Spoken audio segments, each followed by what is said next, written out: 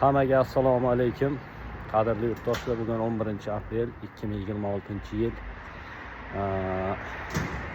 Ogohlik davr talabi. Ogoh bo'linglar o'rtoqlar. Polsha to'g'risida ma'lumot aytib o'tmoqchiman. Hozirgi kunda Polsha hududida, aynan boshqa davlatlarni bilmadim, Polsha hududida ya'ni bank karta masalasi bo'yicha ba'zi bir muammolar bo'lib turibdi. Ya'ni mashista deb atasak ham bo'ladi.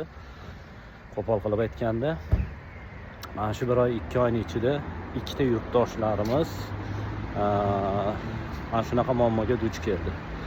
Bu qanaqa deydigan bo'lsak, o'rtoqlar, tanimagan odamingiz oldingizga kelib pul taklif qilib, bank hisob raqamingizga pul tushirtirib, yechib berishini so'rasa, zinhor bu narsaga ko'nib o'tirmanglar o'rtoqlar. Yaqinda bitta yurtdoshimiz ko'rib qolib, oldimga keldi. Kimligini aytib o'tirmayman. Mana shu narsaga duch kelib qopti, maslahat so'rab, qayerga murojaat qilishligini so'rab oldimga kelib, bo'lgan voqeani batafsil aytib tushuntirib berdi. Ammo maqsadi pul ishlash bo'lmagan, maqsadi o'sha odam iltimos qilgani uchun yordam berish bo'lgan.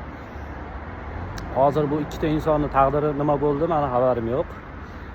Lekin bu bolani aytishi bo'yicha 3 kunga borib qamab qo'ygan. O'sha voqea joyida pulni yechib berishi bilanoq grajdanskiy formada kelib turib, qo'lini qayirib mashinaga solib olib ketishgan, 3 kun qamab qo'yishgan. 3 kundan keyin qo'yib yuborishgan, aytganki, mana bu chisloda sud bo'ladi, kelasan 3 yilga qamalish mumkinligini ham aytib qo'yishgan. 3 yilga qamalish mumkinligini. O'shaning uchun o'rtoqlar, ehtiyot bo'linglar, pul o'tkazmalarida besababdan kartalaringizga pul tushiravermanglar. Sabab besabab, ya'ni ishlab turgan joyingizdan pul tushayotgan bo'lsa, dastavkadan yoki taksidan yoki ishlayotgan ishxonangizdan oylik tushib turgan bo'lsa, bu muammo emas. Lekin ko'chadan tanish bilish, oshna og'ayni, u kimdan ham bekorga 2000, 3000, 4000 pul besababdan tushirmanglar kartalaringizga. Begona kelib turib sizga buncha pul beraman,